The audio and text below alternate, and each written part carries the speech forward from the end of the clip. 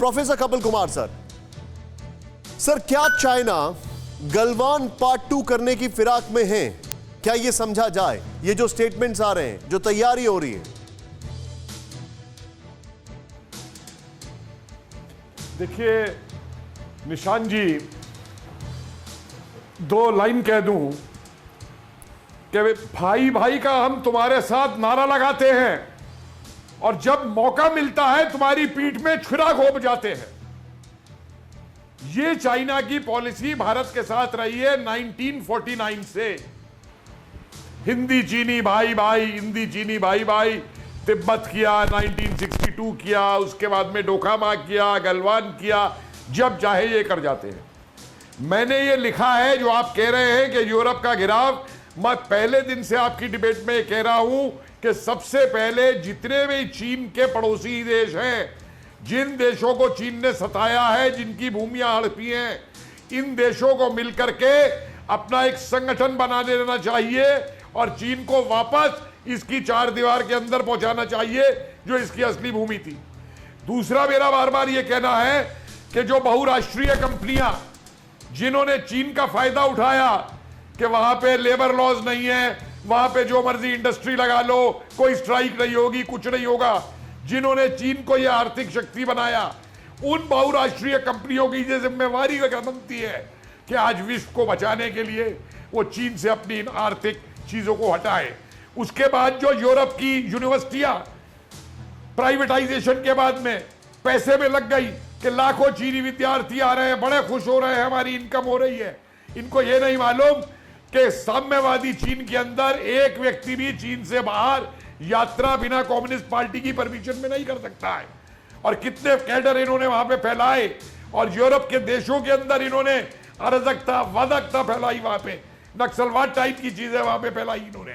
तो सारे दुनिया के देशों को मिलकर के एक होना पड़ेगा।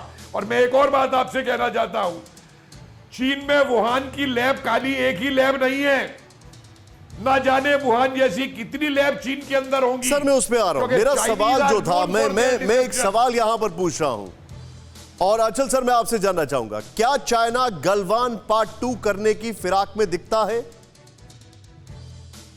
देखिए निशांत, किसी पॉलिटिकल कंपल्शंस या डोमेस्टिक कंपल्शंस के चलते हुए, आप मेरी आवाज सुन पा रहे हैं? बिल्कुल सर।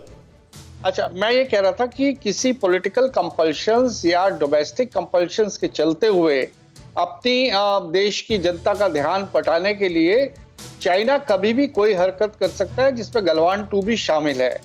लेकिन अगर आप उसकी इस समय पोजीशन देखिए तो चाइना की प्रायोरिटीज ये हैं कि जो उसे ग्लोबली आइसोलेट किया जा रहा है, जो चाइना के खिलाफ एक एंटी चाइना सेंटिमेंट बन रहा है पूरे यूरोप में, पूरे दूसरे देशों में, एशिया में, क्योंकि अब चारों तरफ इस बात की रियलाइजेशन हो चुकी है कि समय आ गया है कि चाइना की जो भौगोलिक विस्तारवाद है, जो उसका आर्थिक विस्तारवाद है, इन सब पॉलिसीज पे अंकुश लगाने की जरूरत है। अब आप देखिए, छोटी सी कंट्री है लिथुआनिया, 28 लाख उसकी पॉपुलेशन है, वो भी 17+1 ग्रुपिंग चाइना जो बनाई थी उससे वॉकआउट कर गई है। उसके बाद अभी हंगरी में आपने देखा कितनी बड़ी डेमोन्स्ट्रेशंस हुई है चाइना के खिलाफ। तो ये सेंटीमेंट है कि चाइना की जो पॉलिसी है आर्थिक रूप से विस्तारवाद करना, खास तौर से आर्थिक रूप से छोटे देशों को गुलाम बनाना, बड़े बड़े लोन देना, प्रोजेक्ट्स देना, और उसके बदले में उनकी जो नतीजा जो निकलता है कि उन्हें अपनी फ्रीडम को गिरवी रखना पड़ता है। तो इस समय प्राथमिकता चाइना की ये रहेगी कि वो किसी तरह से जो उसके ऊपर ग्लोबल ऑनस्लॉट हो रहा है उसे किस तरह से रोका जाए। अगर वो भारत के साथ कोई और दोबारा खुराफात करता है तो इस एंटी चाइना सेंटीमेंट की आग में वो घी डलवाने का काम करेगा। फिक्र आपकी, सोमवार से शुक्रवार रात 9 बजे सिर्फ TV9 भारतवर्ष पर।